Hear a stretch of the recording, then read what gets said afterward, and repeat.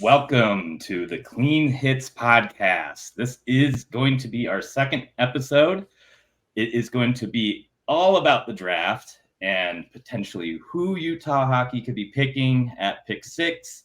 Maybe even discuss a little bit of the second round and third round choices and some of those players that we kind of are hoping the team can select. We'll be addressing some rumors that have been coming up over the past couple weeks and really kind of highlight kind of the general manager, Bill Armstrong, and his scouts' philosophy for drafting, because this will be the, fourth one Bill Armstrong actually gets to run with his scouting team. And we've learned quite a bit over the course of the years. In case you haven't noticed, Clean Hits, the podcast and the blog, really kind of dig into the draft. We're all a bunch of draft dorks here. We really kind of love talking about prospects, kind of following the prospects' growth over their draft years. One of our co-hosts, Trent, is a huge prospect watching fan. And this is kind of where our love for hockey's kind of developed. And honestly, this is kind of how all three of us met on the old HF boards, which is Hockey's Futures, which is all about prospects. That's right. And kind of was, yeah, and just kind of following them. So, yeah, I think this is kind of our bread and butter, some of our favorite topics at least. And I think we're really excited to kind of talk about that. This is draft week. I know the Stanley Cup was hoisted by the Florida Panthers. It looks like Corey is very excited about that. I love my Ice Cats, so I was celebrating a little bit too much last night. But enough about that, because we like the draft and we're here to talk about the draft. So again, episode 2, this is going to be all about Utah and who we're potentially going to select at pick number 6, maybe even talk about some different scenarios and kind of get you all ready for Friday, which is going to be the big day. Really quickly, if you are in the Arizona, Phoenix metropolitan area, we are going to be kind of having our unofficial Clean Hits draft party. That will be at Gilbert Ice at the Park Tavern.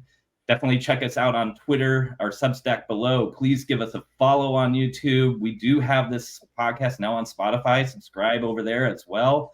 Obviously, all the support, likes, favorites, engagements helps us a long way to kind of get this material in front of more Utah fans, because we really want to build up the community for both Arizona Coyotes fans and Utah Hockey Club fans, so we can all kind of obsess over our favorite team. But without further ado, I'll let our other co-hosts introduce themselves. I am Brad, a.k.a. Gretzky Betsky. Next up, we got Corey to my right. Corey, go ahead. I'm Corey, and I'm just thinking of at the draft when they always begin, the team goes up and they like to congratulate the recent cup winner. So I think we need to do that today. Obviously, very happy with yesterday's win. You know, everyone knows the history that exists between Arizona and Edmonton. So very easy to cheer for Florida, especially as a Southern market. So really cool to see the Florida Panthers win yesterday, and really excited for the draft coming up on Friday. Yeah, absolutely. Definitely. It was awesome seeing OEL hoist the cup too. That got me a little choked up. Next up, and then we do have our kind of draft prospect guru, Trent. Trent, how you doing? Hey, I'm hanging in there. I'm doing really good. It's the big buildup, right?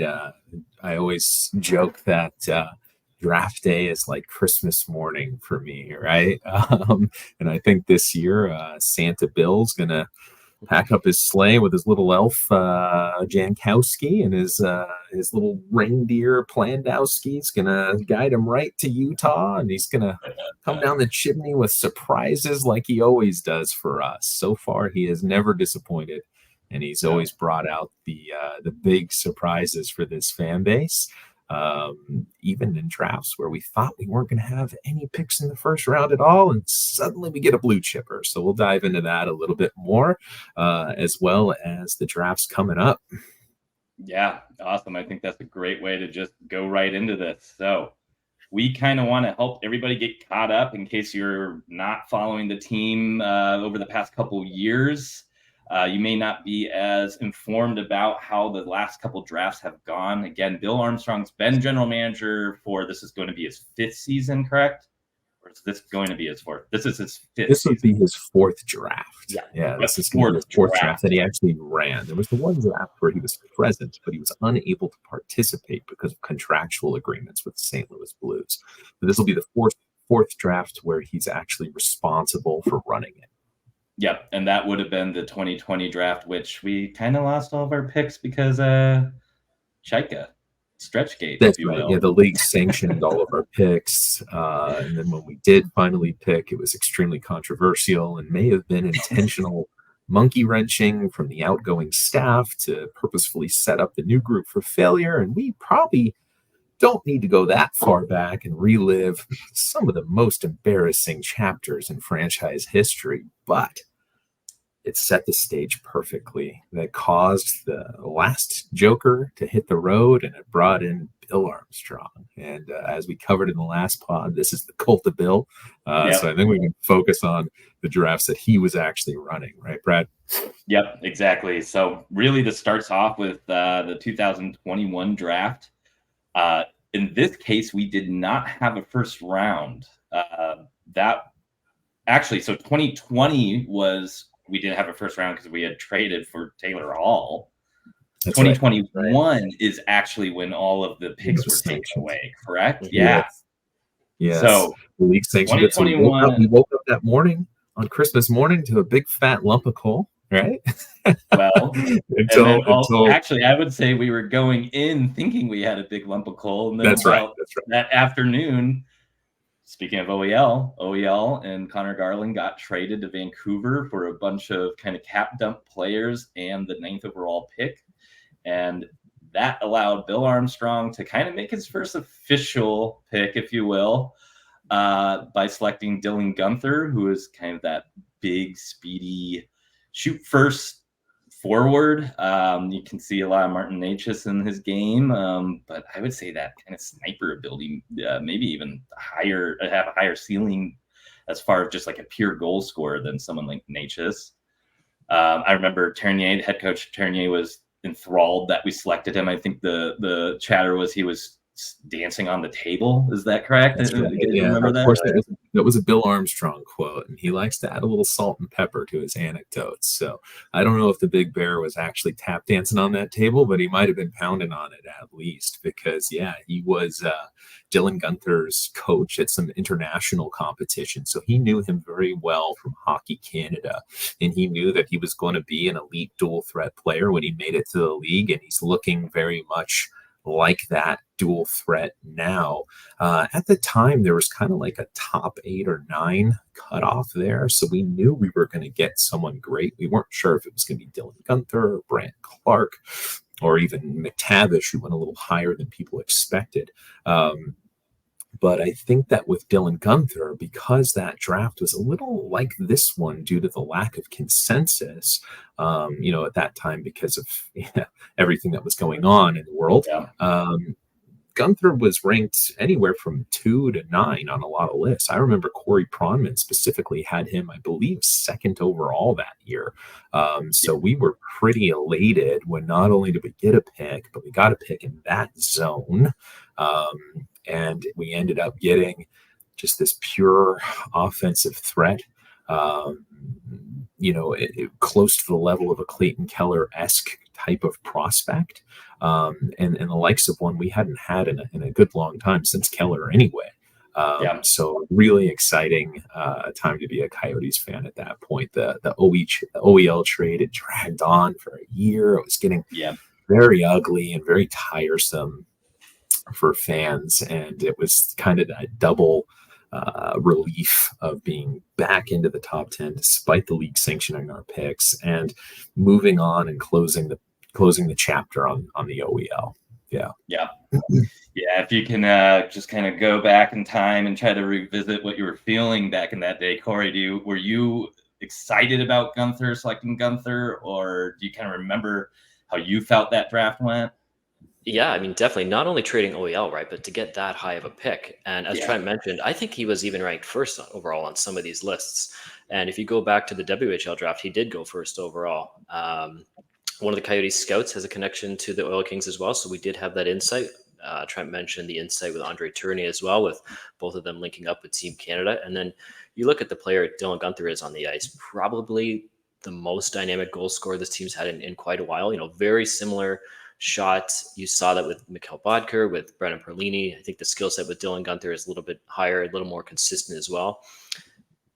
Broke in with the Coyotes 2 years ago. And then, this year started in Tucson, came back, really saw the development take off, right? Probably maybe top 2-3 player for the team down the stretch with Logan Cooley. Yeah.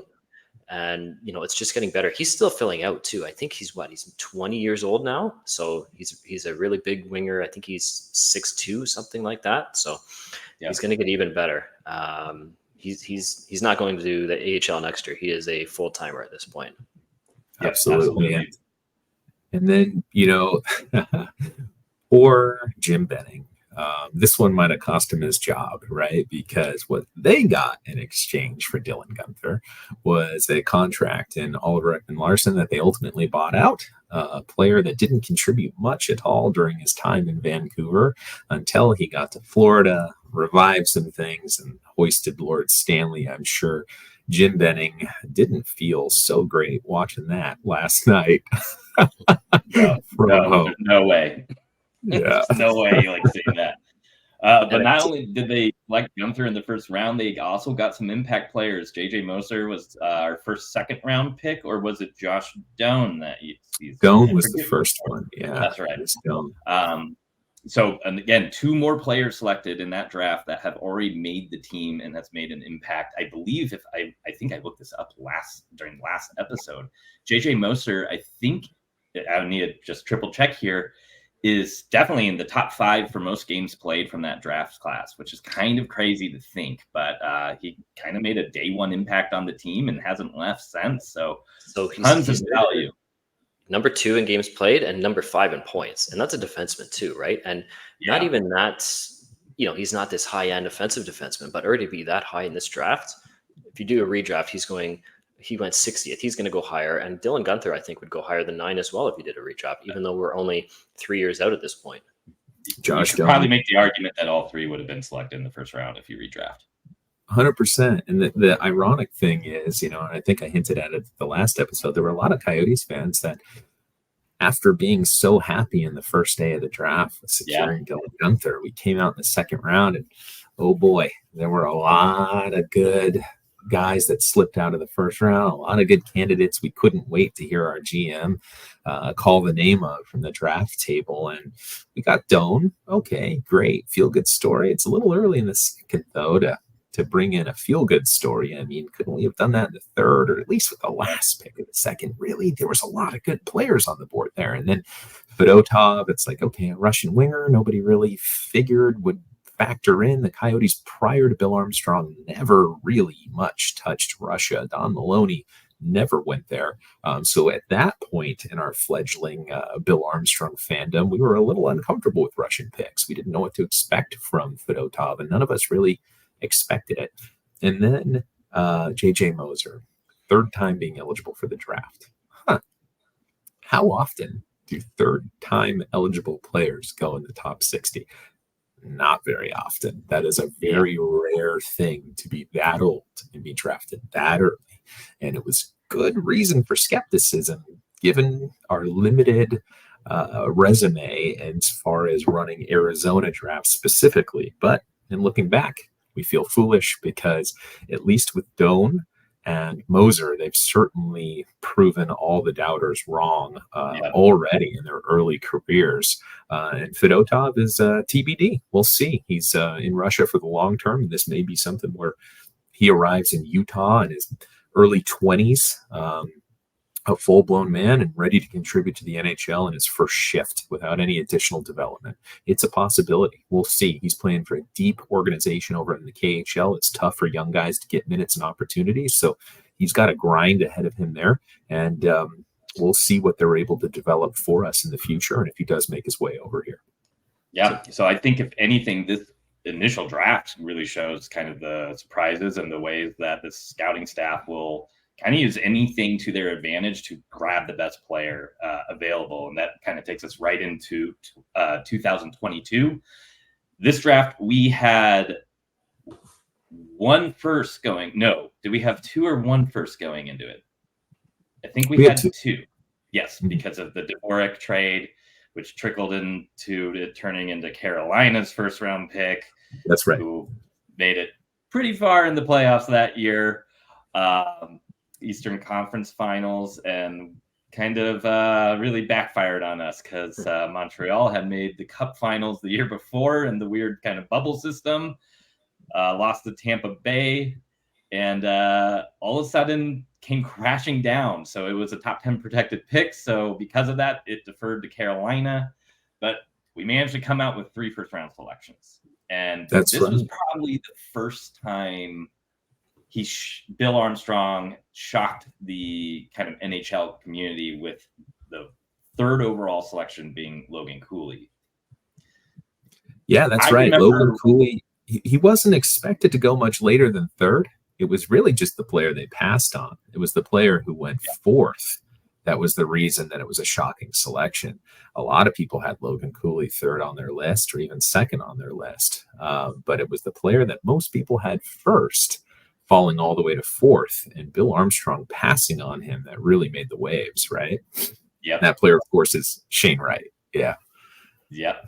Yeah. I remember we were actually at AZ Ice Gilbert watching that draft, and kind of the shock and awe when Cooley got called, because there was a buzz in that room when Wright had fallen to the Coyotes. But I think a lot of us were kind of hoping for Cooley. Yes. Yeah, it was one of those things where we didn't expect Wright to be there. So a lot of us had kind of had our sights set on Cooley already.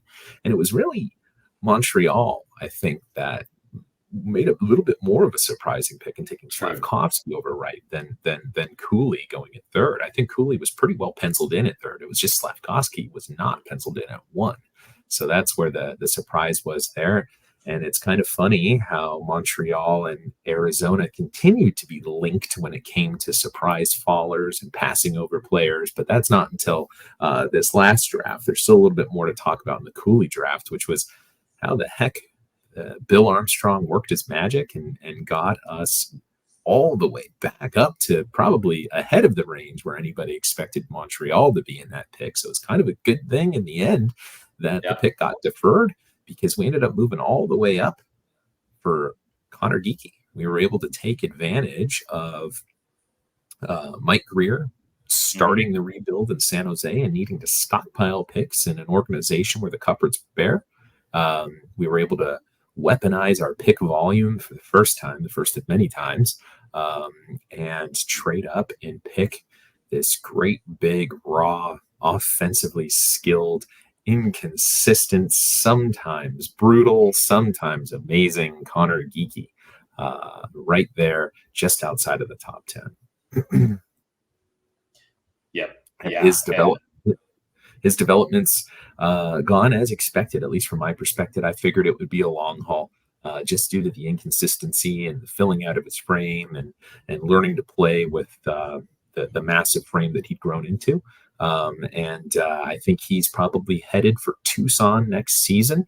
Not likely to be a Coyote for any significant not likely to play in Utah for any significant period of time, I think, next season, but definitely going to be a big contributor for the Roadrunners. He does take a while to adjust to each level of competition historically. He's not one who is in a big hurry, right, from a development standpoint. So we might see a bit of an adjustment period in Tucson for him, but I still have full confidence in him. I had him ranked very high on my personal list, and I still do. He's still, in my mind, a great pick at that spot. How did you guys feel in that moment when Bill Armstrong was able to trade up and grab the big man there? Well, with those big centers, right, it's always so tantalizing, right? Do you go big on these players? Because just the boom and bust potential with these players, like the Coyotes have never had a big center like this. He's 6'4", still growing. And we really saw him, I think he's on the fast track as far as development, right? We didn't know if this season was going to be kind of the same as last, when, sometimes he's on, sometimes he's off, but really played well this year in Wenatchee, went in Swift Current, did the same. Might only need a year or two in Tucson before he's ready. And, what's his long-term potential? First line center, second line center. You pair that with Cooley, you pair that with some of the other centers coming up, and just a really promising player. And Bill wasn't. Go ahead. I think there are shades of the one big center that I can remember the Coyotes having, and this was a while ago, but Martin Hansel. There's kind of that meanness in Geeky's game. There's a little bit more swagger, I think, than Hansel did. And Hansel always kind of felt more of like a meat and potatoes type big center who had some injury issues, but when he was producing was just an absolute force for the team. But if you have Cooley and Geeky down the middle, that is a very difficult 1-2 punch for teams to try to match up to. Yeah, absolutely. I mean, for a player there's a nice diversity of skill sets there. Cooley, who's not that big, he's rangy. I mean, for a player who's not that tall, he's got good length. He had that ridiculous wingspan at the Combine, if you'll remember. He's just got a simian wingspan there with how long his arms are. They drag on the ice practically. So he takes up a lot of space, but vertically not so big. And when he's next to Connor Geeky, he's the contrast was stark with those two standing next to each other. But there aren't a whole lot of pictures from that day with them standing just the two of them, because there's a third guy who makes the contrast even more. It was like a bar graph going straight, bar graph going straight up, right? A line graph, because there was the third guy who was even freakishly taller. There was a surprise trade backup into the first round at the very end for Bill Armstrong to select a player that would be a little bit of a precursor for what was to come in the next draft, and that was Maverick Lamora, the kid who makes Connor Geeky look like a safe bet rather than a project. This was a massive, gangly QMJHL right shot defenseman who was rail thin and had a phenomenal stride to go with his length, but such a long development curve ahead of him to fill out, round out his game, play within a structure, define his role, all of this maturation that was going to need to go into the development of this prospect within the system. A real boom or bust home run swing at the end of the round, which is just what you want to see. And we ended up with Lamora, who, along with Geeky, kind of set the tone for the kind of thing we were going to start seeing at the draft table. Little did we know it then in the next year, right, Brad? Yep. Big boys or go home. It seems to be part of the philosophy on the scouting teams. Corey, what was your reaction when they took Mav Lamb? I know his parents were ecstatic with the kind of viral clip of them showing their French roots when they were kissing to celebrate. Were you excited with that pick? I remember I was a little reluctant. I did not see that one coming, and I had a couple defensemen I liked a little bit more, like Chesley and Casey. How about you?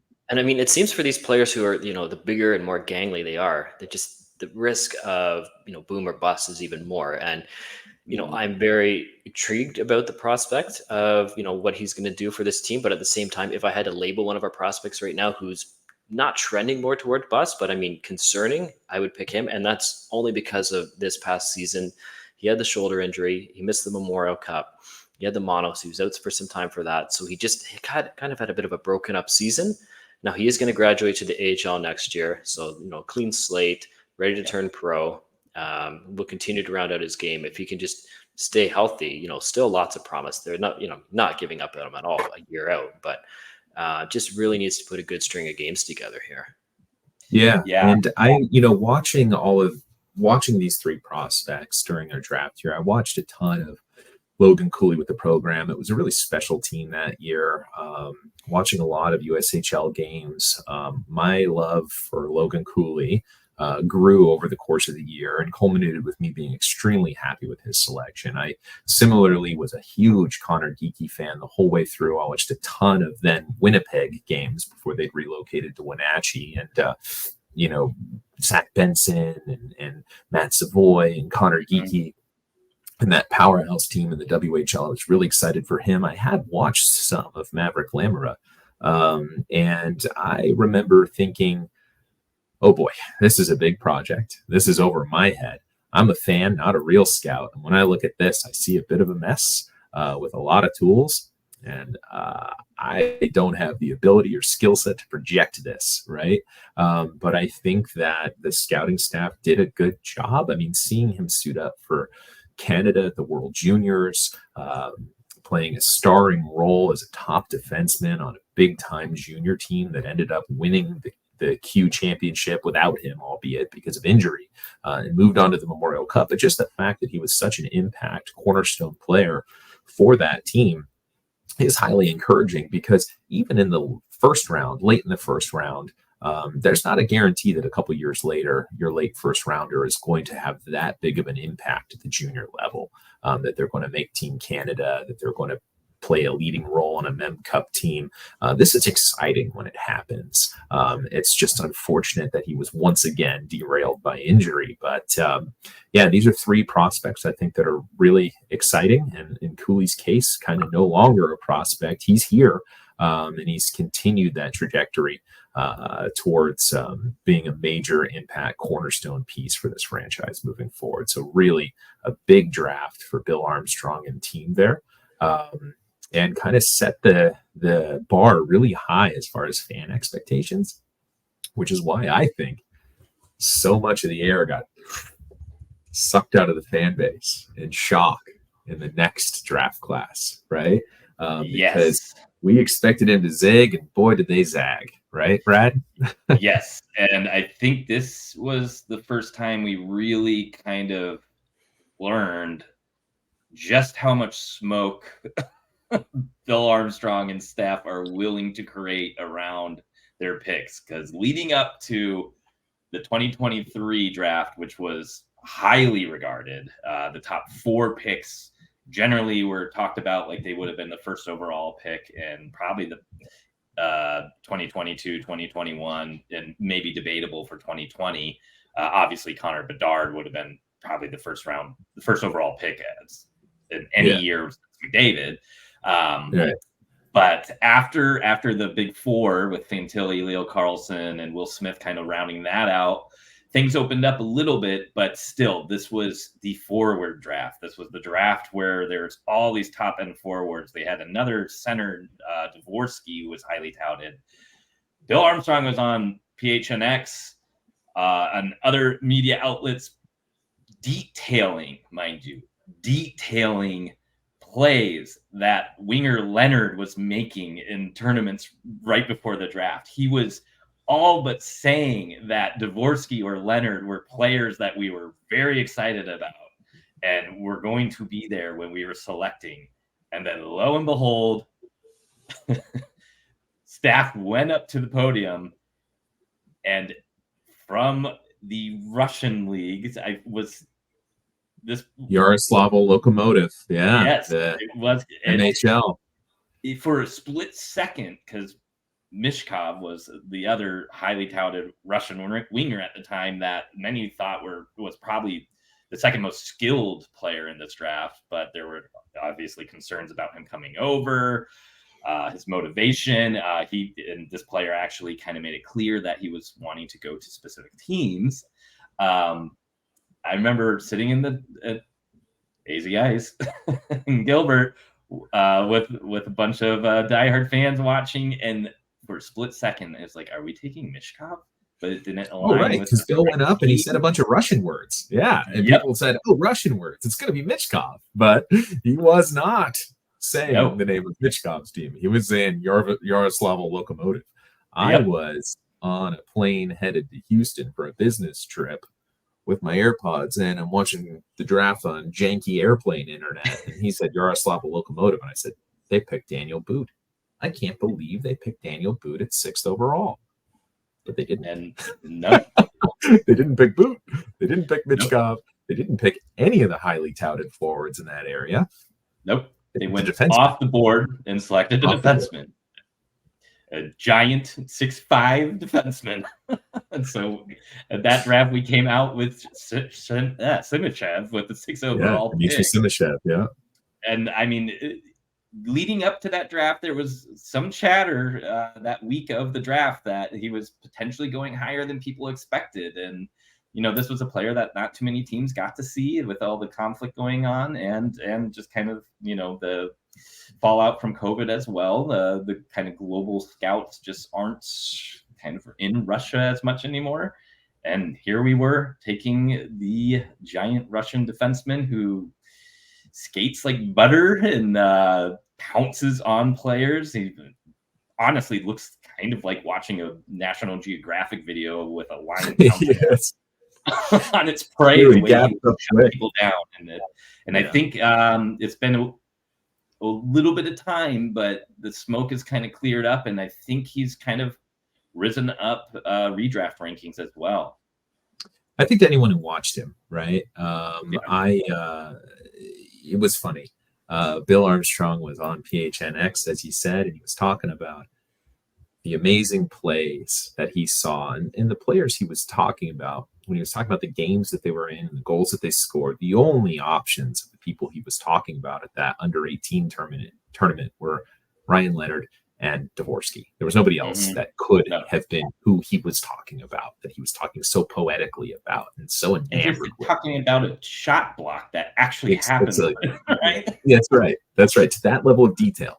And then he picks two kids who weren't even at the tournament. And to your point, they were underscouted because of geopolitical global war and sanction issues. But his team did sneak into Belarus to check out the Black Sea tournament, and they were spotted there watching those players live. And apparently when they came out of that tournament, they said they were going to do everything that they could do to make sure they secured both players. The Coyotes at the time released a great behind-the-scenes draft series in which you could see the machinations. And when a scout finally posed the question, what if we get both? Can we get both? Is that possible? And they obviously had this game plan, laser focused in, regardless of what any diehard Montreal podcasters who are famous for loving the draft and having Montreal connections might say. The Coyotes did not panic because of David Reinbacher going to Montreal. They did not wander up to the stage confused and accidentally pick a couple of Russians, as some podcasters might have you believe. They had those names written in stone. They were going to go there and they were going to get both of those players. And that's what they did. They executed on their plan, and they had to fool everyone to ensure that they did it. There was no movement of picks in that range. There was no movement in that draft period. That first round period. That may speak to Bill Armstrong's efficiency as a liar, because he had everybody fooled that he was taking Dvorsky or Leonard there. He had nobody expecting that Simashev was on his radar, and there were teams looking for defensemen like St. Louis or I'm sorry, not St. Louis, Vancouver, who took Willander, who may have been looking to move up, right? If they had known that not only one but two defensemen would be off the board by the time we got to their pick in this forward-heavy draft, because nobody had an expectation that a second defenseman was going to go. So he set this stage masterfully to ensure that he got the two players that he set out to get. And that's why you don't mess with Bill. He's going to get, Bill gets what Bill wants, right? And I think that's why I'm so excited to figure out finally on Friday what it is that he wants out of this draft and whether or not he can get it, right? Yep. Yeah, so we had two firsts in that. As we just highlighted, first pick was Simashev, and then at 12th overall, which was the first round pick we got from the Ottawa Senators for the Jacob Chicken trade, they drafted Daniel Boot, who is a 6'7" winger who also skates like butter and can do things that tall, gangly guys like him should not be able to do. What were your reactions to these selections, Corey? I think with Daniel Boot, he's every time you hear Bill Armstrong talk, he's bigger every time. I think he's about 7'2" at this point. So, these two players, I think it just goes back to the earlier point, right? It's the smoke screen going in. Everyone thought it was Dvorsky, Ryan Leonard. More so with Dvorsky, more of a safe pick, lower ceiling than the Russian pair. But yeah, smoke screen, sneaking into Belarus, getting their guy.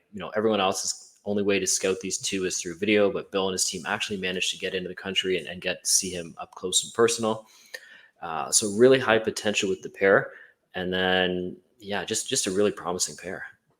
Yeah, absolutely. And I was a little bit unawares when they went up to the stage and grabbed them, but I went back and I determined to do my homework, and I watched every playoff game they played that year on replay over the summer, every single one of them.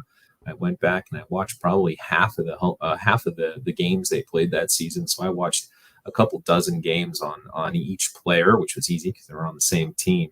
And I got it, and I got it pretty quick. Why it is that this team bent over backwards to get them. And I think that if teams had been able to see them, and I think if the media wasn't discounting them so heavily because they were Russian, they would have had a whole heck of a lot more hype, because players that big, that move that well, that demonstrate that amount of skill with the puck on their stick never last long in the draft, and they always get a ton of hype. And that was another example of Bill Armstrong taking advantage of and manipulating market conditions to his advantage. And I think another thing you'll remember from that draft, and this is really key, is, okay, we get the Russian factor. You might be scared if the player is going to come over, but to get two from the same team, and when they were drafting Daniil But, they were interviewing Simashev at the same time, and just to see his reaction when his teammate not only got drafted, but got drafted by the same team, makes them a lot more likely to come over. If they're going to come over, there's going to be another guy that they know that speaks Russian. It makes the whole, they're going across the world, right? So it makes the whole transition a lot more comfortable, a lot more likely. And I know they have a couple years left in the KHL there, but they're not too far off either, right? They're playing in the men's league at this point. And when they come over, they're going to play right in Utah. They're not going to go to the minors. And, they're going to step in top 4, top 6, and they're going to be ready to go. Yeah, they're ahead of the curve, in my opinion, where they finished this year playing regular shifts, not playing in the MHL hardly at all, playing almost exclusively in the KHL, playing in real minutes in playoff games, not 1 or 2 shifts, certainly limited minutes, less than 10 minutes, but more than 5 in many cases, which is rare for competitive KHL teams to do that. It's a different culture when it comes to youth and development over there. So they're a full year ahead of where I expected them to be. They've got 1 year left on their current contract, so they could come over as soon as next season. However, I wouldn't be surprised if they signed a 1 or 2 year extension there in Loco. It's possible. I wouldn't be too alarmed with a 1 year extension. I think that would be okay, simply because players don't really like to come over from Russia and earn AHL salaries and play in the AHL, because the KHL is a pretty good league to be in. They make a pretty good living over there, and they usually don't want to come over and toil in the minor leagues. So if they wait another year or 2 years, they're pretty well guaranteed to be NHL players by that point for the most part. So that might be kind of tempting for them to re-up for a year or two. And I don't think Utah fans should be disheartened or worried if that's something that does occur. Yeah, I think that's fair, especially with Russian players, right? You want to stay home where you're a little more comfortable for a year. You can do that, or you can, come over and you get to ride a bus to Cleveland. So which of the two? Right. Exactly. Well, enough about the past. These are just some of the exciting prospects that the Utah Hockey Club has in their pool. But at this point, we got a draft to talk about, and it's coming up on Friday. So after this podcast is released, as you're listening to this, we just got a couple more days till our big Christmas morning feast to see who we select. Utah Hockey Club once again has the 6th overall pick. This draft is kind of crowned by Macklin Salbrini, who is a top-line center. Pretty much will be a San Jose Shark with the 1st overall pick. There's a lot of talk that two-way defenseman Levchinov will be 2nd overall going to Chicago, but it does get a little bit murkier there. Could they be selecting another highly skilled winger in Demidov? Or will they kind of go with what they're rumored to select, which is Levchinov? Either way, it seems like there's a very good chance that a player this team loves will be there at 6. I don't believe this team will try to move up at all, nor do I think really anybody in kind of that top 5 range is going to move. Perhaps Montreal, but if that happens, I do think they will move back rather than up, and probably several picks back rather than just one back to number 6. Going into this draft, though, the past 3 drafts, we have drafted 2 wingers 2 centermen, and 2 defensemen. If you checked out our article on kind of our draft needs, we definitely highlighted a lot of the depth at these different positions, both with younger current roster players and with some of our highly touted prospects. Definitely give that a check out at cleanhits.substack.com. But going into this, what positional need do you think we will fill at 6 or hope that we will fill at 6? Corey, I'm going to let you take it away with this one. Yeah, I mean, as much as you hear, take best player available, and I think teams do that for the most part, but at the same time, you're looking to fill holes. And with this team, the hole is still on right defense coming up. You look at the rest of the roster, the prospects especially, and that's the biggest need. There is a player in my mind who I think we're going to take at that spot at 6. If you look at, since Bill Armstrong came in, they have not taken from the OHL entirely, which is, strange. One of the top development leagues in the world. It's where Bill came from himself. It's where they got a lot of the picks from in St. Louis. Robert Thomas, Jordan Kyrou, Jordan Bennington. Dunn. Yeah. And Vince Dunn. Yeah. Another great defenseman. Pietrangelo. Yeah. Exactly. Yeah. Right. We talk about smoke screens, and I think there's another one here. I think we're taking a player who we didn't take to dinner. I don't think that matters. I'm throwing out there the window because I think it's 6 overall. And this is going to be a bit of a redo, and this is pre-Bill Armstrong. If you dial it back to the 2018 draft, the Barrett Hayton selection, 2 picks later, Vancouver gets Quinn Hughes, dynamic offensive defenseman. There's a chance to redo it this draft if they can take Zane Parekh, just a dynamic defenseman. The offense is just off the charts with Saginaw. We know Bill was at the Memorial Cup watching Saginaw in London. Maybe that's just one more chance to see him. If I'm betting today, that's who I think we're taking at 6. And I think he stands a good chance to be there. Yeah, so that would fill a huge need. This team does have defensemen, but the kind of high-pick defensemen we've selected are more shutdown style, where Parekh is an offensive dynamo with kind of an Erik Karlsson type ceiling. I don't think, if we're going to be realistic here, that is most likely not approach. Yeah. Yes. Yeah. So yes, I think having an offensive defenseman like that could obviously fill a huge need here for this team, especially because he's right shot. That is an interesting take. And I love that you brought up the smoke screens because we didn't take him to dinner. We haven't really brought him up or hinted at that style of player at all. So yeah, if this is going to be a continuation of how this management team operates, they have not indicated by any means that they would be interested in this player. So that is to the contrary. I would say that today I heard Bill Armstrong on KSL talking about how they're not making arenas any bigger. Yep. They're not making them any smaller, right? So you got no choice but to fill it up with really big, tough defensemen who walk the line between taking bad penalties and shutting guys down. And you need a big, strong defenseman.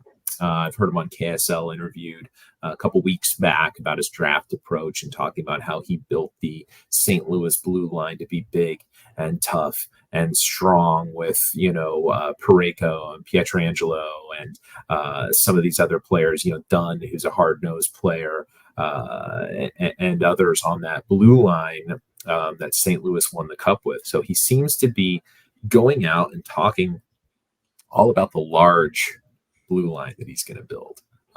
So it would fall right in line with his reputation as being a draft fibber if he came out and grabbed the average height, super scrawny, all offense defenseman in Zane Parekh. It would be a very once again, it'd be him zagging when we thought he was going to zig, right? Absolutely. This is not a profile that seems coveted by this management group, but we may not know exactly all the different styles of players they actually covet. So we may have only been seeing the surface levels of what this team likes to draft. And if you look at someone like Cooley, who is kind of ultra skilled, he was kind of known as being a responsible two-way center, but again, not the same size that this group has often drafted. And that would be a zag for sure. They'll make an exception, right, for the right amount of skill. And I think, buried in that talk about building big, powerful blue lines, which you could argue he's already kind of set the stage in doing with Simashev and Lamoureux and some of the others that he's taken. He also made a comment about the dominant specialty teams that you see in the Stanley Cup, that the power play and the penalty kill both need to be extremely strong. And Zane Parekh is going to be a power play weapon at minimum, right? Even if he can never really develop the rest of his game to be a trusted two-way defenseman who you want on the ice if you're up by a goal in the final minutes. He may not be a guy who gets a lot of defensive zone starts if he doesn't develop properly. He may end up potentially as a lower outcome, a sheltered power play weapon, but he will at least be a power play weapon. I would bet anything on that because the skill is unreal. The talent is undeniable. He's an offensive dynamo. He does it in a very special way. So he's going to impact those specialty teams. So there's a chance that buried in all of Bill's smoke, there was one accidental nugget of truth about wanting to address both sides of specialty teams, because right now the defense that he's building seems to be a lot more geared toward the PK and not so much geared toward the power play. And Zane Parekh would absolutely contribute to that.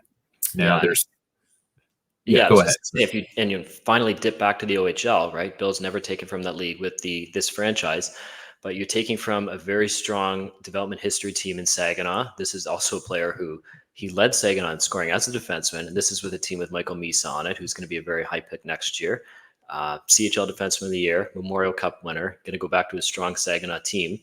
So lots of confidence if this is the pick. Yeah, for sure. I watched Zane Parekh maybe more than any other prospect this year. I watched all of his playoff games, his Memorial Cup games. I watched, a dozen or two regular season games. I got a lot of looks at Zane this season. I'm a big fan of his. He is such an entertaining player. He's so charismatic. He's so easy to root for. Saginaw as a team is really fun. They play a really loose offensive system that really embraces creativity, and they really allowed Zane to be Zane. And he makes no apologies for the player that he is, which is all offense from the blue line. It's not exactly the most NHL style approach. So I think that Zane's going to have a lot of work to do to round out his game and play within a structure and have the kind of discipline that NHL coaches are going to want to see from him. I think that Zane's going to need to fill out. He's really thin, and I noticed a lot of times where he would shy away from contact, not go into the hard areas. And I noticed a lot of times when he did, he'd tend to get ragdolled quite a bit, even to the point where he got injured in a very physical Sault Ste. Marie series and really wasn't a factor in the London series that they lost as a result. And maybe didn't rise to the occasion quite as much as his counterpart Sam Dickinson did in the Memorial Cup, despite the fact that Zane's team won and Sam's didn't. So I think when Bill Armstrong talks about wanting a ferocious team and a team that bleeds for each other and is there for the battle and the fight in the playoffs, I think Zane can be that guy. But that's where one big area of development is going to be for him. He's going to have to learn to be that guy because I don't think it's what comes naturally to him. And I'm hopeful that just with some strength and development and just physical maturation, we're going to see him close the gap on that just by getting a little bit bigger. But I could definitely see Zane being a fantastic foil for somebody like Dmitry Simashev, who is a fantastic defensive defenseman with great skating speed. And imagining the two of them on a first pair, it's just so exciting as a fan. So it's definitely a pick I'd be happy about. Yeah, and if you look at some of the other names available, like Anton Silyev, I mean, not going to be disappointed with the pick, but at the same time, is it a bit overkill? You already have him, or you already have Simashev, rather. You have Lamoureux. I mean, you could do one on each pairing, and then you're covered for 60 minutes, have one huge defenseman on the ice for the whole game. Not bad. Time, you got to mix in some offense, though, too, right? And it's really not there with that player. So that's true. Some diversification of the pool, I think, is necessary. But I think that Parekh and Silyev really represent the two extremes of that, right? Silyev maybe isn't going to help your power play, but he is going to help your PK. Silyev is maybe the guy you want on the ice when you're up a goal with a minute left, and Parekh is the guy you want on the ice when you're down a goal with a minute left.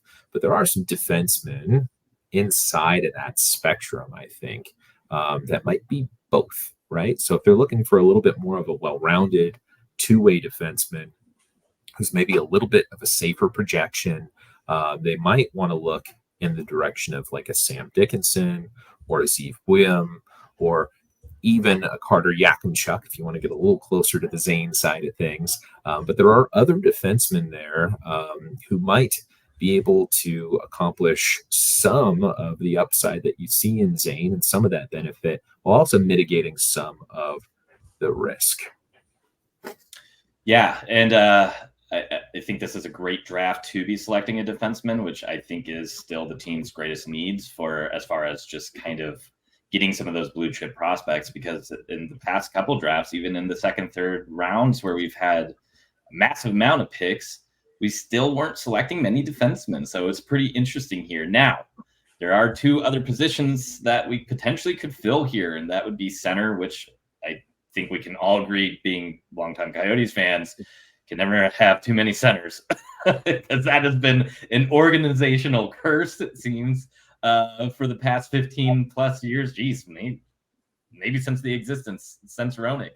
And then there's a couple wingers that are really starting to kind of climb up the rankings, and Beckett Seneca, and Tija Ginla, which is Jerome's little son, who is playing a very big game. And I think everybody has Calgary kind of potentially tied to maybe trying to work their way up to grab a Ginla or hope that he falls.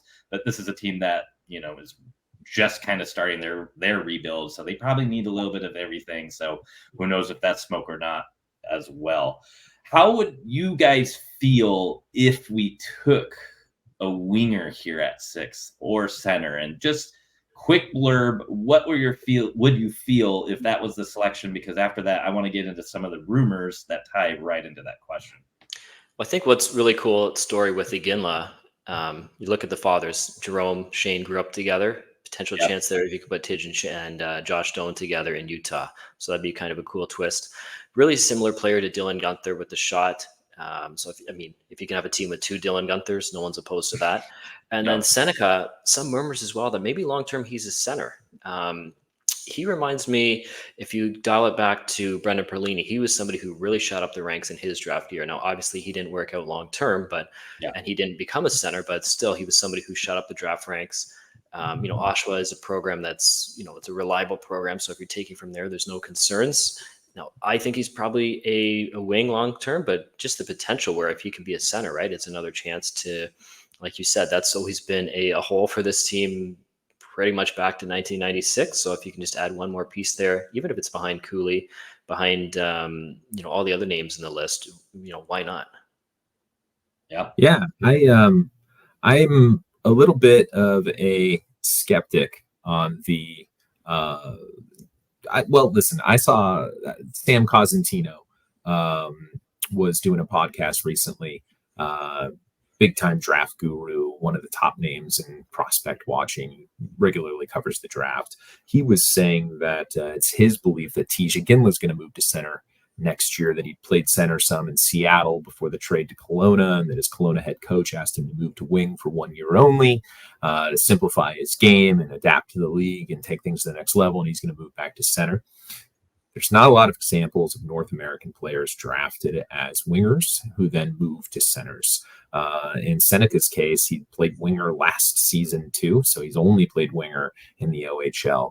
And I think we hear a lot of this talk of a transition later on down the line. Usually that goes the other direction, where a lot of centers end up wingers. So I'm a little bit of a skeptic on that, though it is interesting. I mean, we even saw Dylan Guenther play center after his draft year for the Edmonton Oil Kings for most of the season until some deadline acquisitions moved him back to the wing. So I think it helps round out the player. And I think it speaks to maybe a more well-rounded winger, the fact that they're even flirting with the idea.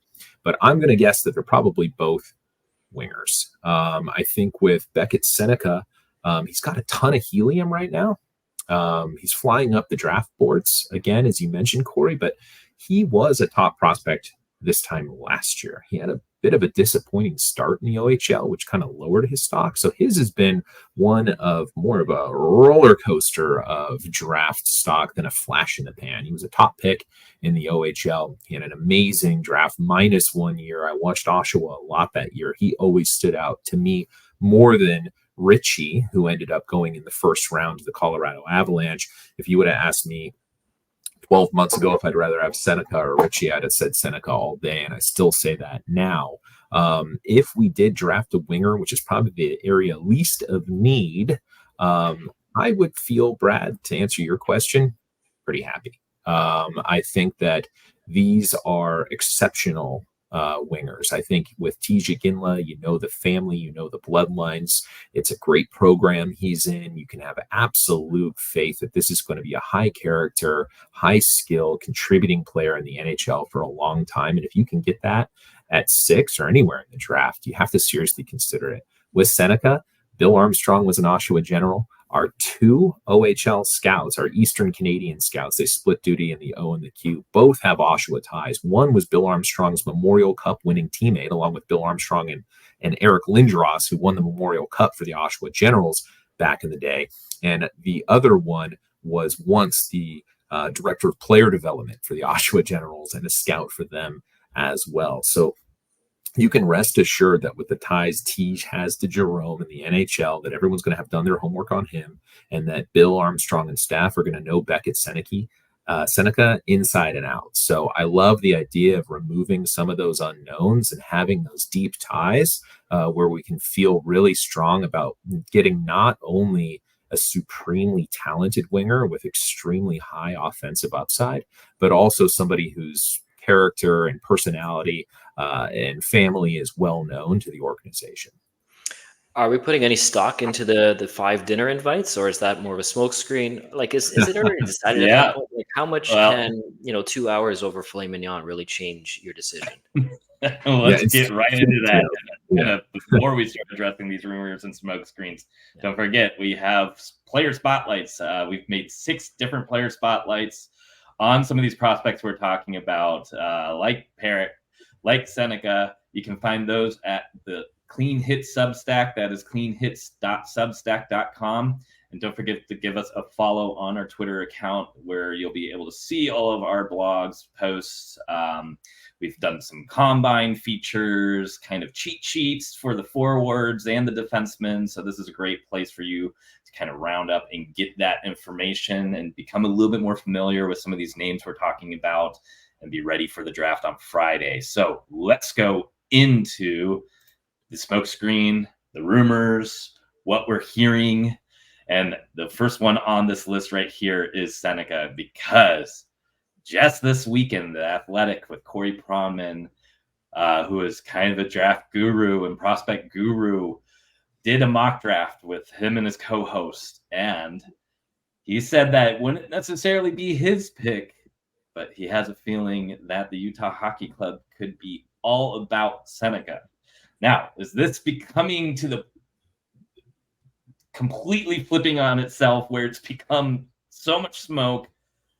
Maybe Armstrong and team are leaking information to other team managers, scouts, media alike, that we are high on a winger. Because guess what?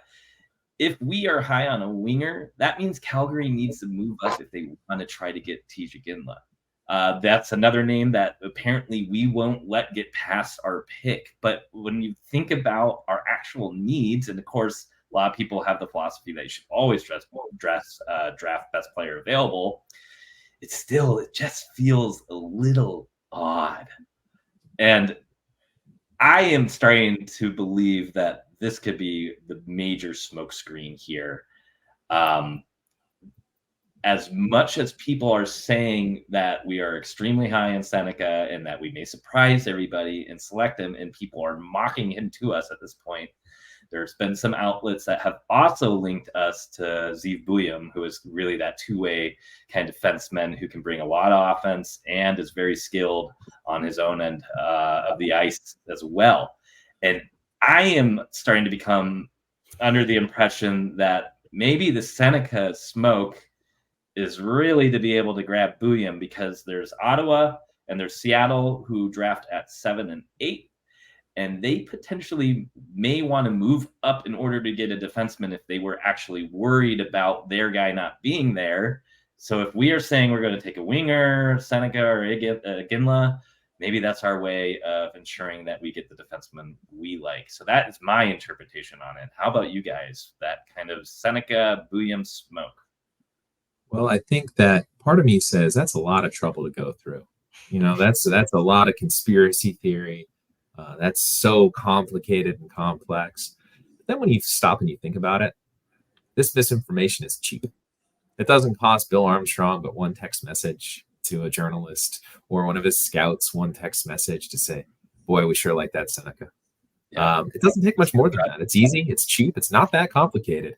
And you can throw out 4 different names and really confuse the heck out of people. I know that Jason Bucala, who was the scouting director of the Florida Panthers for many years and is now a media member and a draft guru who hosts one of the major draft shows, I think in Canada or maybe the US. He had said on a podcast recently that he'd be shocked if the Ginla dropped past 5 to Montreal, but in the off chance that he does, there's no chance he makes it past 6 for Utah.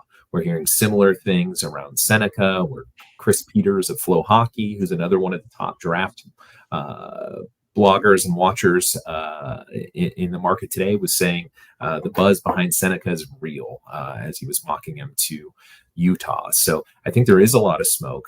I think that it could be real. It may not be real. And I don't think we're ever going to know because that's exactly how Bill Armstrong wants it. And they did have some great dinner dates. They brought Dickinson and Lindstrom and Seneca and Hellenius and even little Berkeley Catton to dinner, probably because Catton needed a steak. He's got to grow a lot. I hope they ordered him 2. But having said that, Montreal famously did not take Slavkovsky to dinner. And they did not take David Reinbacher to dinner. They took other prospects, but not those prospects. But then on the same side, I hear prospects when they get drafted say, did you have a feeling Nashville wanted you? Or did you have a feeling Seattle wanted you? And they say, yeah, they took me to dinner and we had a really good time. So I thought they wanted me. So I almost wonder if these dinner dates are a bit like horoscopes, where if it tells you that you're going to have a great day and you do, boy, you're a big believer in horoscopes. But if it tells you you're going to have a great day and you have a terrible day, you say these horoscopes are worthless. I think that what will be regardless of the smoke and the dinner dates. And I think the other factor here is, if you look at the actual roster, not the prospects, this is a team that's getting better. Probably a 500 team next year, which means in a year from now, they're picking 16th instead of 6th. So this is really the last chance to pick high. That's where you can get the top players. You look at what's needed, it's defense. So I think we're going to go defense at 6. The forwards are, forwards is a great group. Cooley, Gunther, all the other names, but defense is really the biggest need. And this is probably our last kick of the can to do it. It's a great point. I feel the same. I would definitely lean toward defense if it were me for that reason. It's not about plugging holes on the NHL roster. It's about balancing that prospect pool. But by the same token, I definitely trust this staff. They've done a bang-up job so far. They have an amazing track record from their previous teams. And if they pick Tija Ginla and they come off of the draft stage and they get a microphone in their face and they say, I see a perennial all-star leader of our team, kid who's going to score 40 goals and 100 points season after season. We had him 2nd overall. And we're just so elated to have him. I don't care if he's a winger. I want that player. You know what I mean? So at the end of the day, as fun as it is to speculate and how I might have my own preferences, I definitely do trust this staff. And I think they've earned the benefit of the doubt. That could go sideways with these last 2 Russian picks last year, but we'll see where that goes. So far, so good. And reading the tea leaves is a great way to pass the time and have a lot of fun as fans. But I don't see a scenario where I'm leaving the draft disappointed with our picks. Famous last words, I know, but that's kind of how I'm feeling, is confident and positive headed into this thing. So I'm just really excited to see what plays out. Yeah. And really quickly, just kind of dissecting those dinner dates again. 2 of them are projected to be centers, even though Caden Lindstrom, there is some talk of whether or not he can actually make that transition in the big league. Catton again plays center, but his kind of frame probably is going to lean him in towards that winger category. Seneca, again, more of a winger, even though maybe he'll kind of round out his game and play a little bit more center too. And then Dickinson was the single defenseman that we took out for dinner. So do with that information with what you will, but we took out 4 forwards and 1 defenseman in a defense-heavy top 10 draft. So should be interesting. One way to find out, watch the draft on Friday. And I have a feeling, regardless of what's going to happen, it's going to have to be a little surprising at this point, because it just doesn't feel like the obvious choice is going to be the player we select. Now, before we wrap this up, I do want to see who both of you actually would love to see us draft. Obviously, we're not going to be able to get Macklin Celebrini. I'm even going to say, let's say Levshinov's off the board. And I'm also going to take Demidov off the board, because I just do not see a world he makes it to 6. Anaheim, Chicago are both kind of rumored to be interested in him. Montreal could make up for their quote-unquote mistake of last year for skipping past Mishkov and grabbing the kind of stay-at-home defenseman and Reinbacher. I can't see them doing that again if Demidov is there. So those 3 are off the board. You got to select one player. Who is it? Go ahead, Trent, and then we'll go with Corey's pick. Me personally, my top 2 are Zeev Buium and Sam Dickinson. Those are the 2 I want. They are lefty. They're not righty. Zeev played right D at DU a lot, though. So that's always interesting, especially when it comes to power play, where it matters a little bit less. Having him on the left side and Dmitry Simashev on the left side at even strength for the majority of every game is appealing. Same with Sam Dickinson as well. I think those 2, Dickinson and Buium, are the perfect 2-way complements that give me everything I want in a defenseman. PK, PP, offensive zone, defensive zone, last minutes of the game when you're up a goal, last minutes of the game when you're down a goal. True blue 2-way defenseman. I like Zeev because I think he's got a little bit more of a special offensive talent, something that this organization doesn't quite have on the back end. I think that he would be just an absolute gem of a pick, bringing potential that we haven't seen in a drafted blue liner since Oliver Ekman-Larsson. I think he's even a step above what Jacob Chikrin was as a prospect. So really, really exciting to me. So I think Zeev would be my top pick. Where I think we're going to go, I suspect that they're going to surprise everyone and take a forward. And I think that it'll either be Beckett Seneca or Tija Ginla, if any of them are there. That's just me having a little bit of Bill Armstrong's traumatic stress disorder lingering and thinking that they're going to go the opposite way that everyone expects and grab a winger. So I guess my pick for who I want is Zeev Buium, simply. And my prediction is going to be Tija Ginla. You know, in hockey, you see a lot of carbon copy. Like, we're going to copy the team who won the cup last year, right? Because that's a winning formula. So let's look at the Florida Panthers. They got Ekblad on defense. They got Forsling. They got OEL, Brandon Montour, Kulikev. Just, that's a really incredible mix of defensemen, right? So you look at what the Coyotes have coming up, or Utah rather, what they have coming up, and they just don't have that offensive defenseman coming up. And then back to the playoffs again, right? You see how important the power play was, not only for the Panthers, but for Edmonton too, and getting to the final.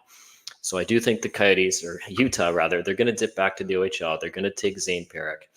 It's going to be a chance to do the redo on the Quinn Hughes miss from a couple drafts ago. And he's going to be somebody who can step into the NHL in probably 2-3 years' time and really provide that offensive touch to the back end. Now, if you can put out a power play with him, Logan Cooley, Clayton Keller, Nick Schmaltz is probably not around at that time, but it's a pretty good group. Boot could be there. He could. Man, yeah. All right. And then I am on Team Buium as well. I did get to see him play against ASU back in November and was just wildly impressed by him. I think that he brings a lot of that dynamic ability that you actually see in like a Logan Cooley. I think that offensive skill and a little bit of that two-way play is going to be too tempting for Bill Armstrong. And I actually think he is 40 chessing everybody right now and making it sound like we're taking a winger to make people think that we are potentially going to take that winger and go for the defense here. So here's the hoping. He's hooked me. yeah. So I really think they are going to take Bouillon here. I think everybody's so sure that we're going winger here that I think he's going to try to pull the fast one again. All right, one other question. Who do you not want us to take that would reasonably be there? Obviously, this is still going to be a very, very good player, but maybe it's somebody that we've been rumored like Catton or Hellenius, or maybe somebody that we haven't been rumored to take like Salayev or even one of these wingers that we're apparently extremely high on. Corey, this time you're going to start. Yep. Yeah, to me, it's Salayev, right? I mean, the height is impressive, the size is impressive, but if the offensive game doesn't come, you've burnt a really high pick on somebody who's only going to play on your bottom pair. So do you really want to use 6th overall for somebody who's going to play? I mean, he can play PK, but he can play, 16, 17, 18 minutes. And then we're going to be talking about the draft 5 years down the road and doing a redraft of the 2024 and thinking, what was Utah doing taking that guy at 6? So that would be the name I'd want to avoid. I would say Salayev for different reasons. I'm pretty high on him, but I think there's some redundancy there. I think we've got Simashev. I think we're good in that department. I think Salayev is a very, very good prospect, and whoever picks him is going to be happy. I just don't think he's the right fit for our mix and the diversity I want to add to the blue line. I think secondarily, just so I can be a little different from Corey, I would say Berkeley Catton is somebody who worries me. Just the frame strikes me as a little bit worrisome for the game he tries to play. It doesn't really feel like a great fit for Utah. That would be my choice. Catton would be the one that worries me because maybe the smoke screens are Seneca or Ginla, and then we end up taking a different winger, center hybrid in Catton. And that was what all the smoke was about the entire time. So I am a little nervous about that. He just doesn't seem to fit the BA mold at all. And of course that's all right to differ from that, but it does give me concern of using a 6 overall pick on a player that doesn't seem like this management would gravitate towards. And just kind of, I get a little bit of concerns about what that transition looks like in the NHL, because you see some of these more slight wingers and across the league, even centers, and they can produce, but oftentimes after they get paid, I mean, you have to be sending draft picks with them for another team to take them on, or they only return a 3rd or a 4th. So I don't know. I'm totally wrong about this kid too, but it just makes me a little nervous that he's a diminishing asset unless he hits that ceiling, and I think that may be difficult. Yeah, so you heard it here first. Utah will be taking Anton Salayev at 6th overall. Yeah. Then we're going to trade Clayton Keller to Ottawa or Buffalo to get the pick that we need to pick Berkeley Catton. So that's going to be exactly what goes down. We're going to end up with not 1 but 2 top 10 picks, and it's going to be Salayev and Catton to Utah. Thank you very much, Bill Armstrong. Yeah, clip it. All right. Well, that is episode 2, all about the Utah Hockey Club's draft. Don't forget to give us a subscribe, a like, follow us on Twitter, and subscribe to our Substack. We got tons of great content. We will be profiling all the players that we select in the draft. And then, gosh, right around the corner is UFA free agency period, where you can imagine that this team is going to get active. If you want to check our discussion about how we may use free agency to build out that blue line that right now doesn't have, well, I guess we have 1 player signed now with Kolitonic. That's right. We have 1 defenseman signed. So I guess that's a good start. But make sure to check out episode 1 for all of that information. And thanks for tuning in. This is the Clean Hits Podcast, and we will be right back when we do our live reactions to the draft on Friday. And I'm sure we may even have another post-draft episode coming right around the corner. So thanks for tuning in, everybody. Bye. Thanks.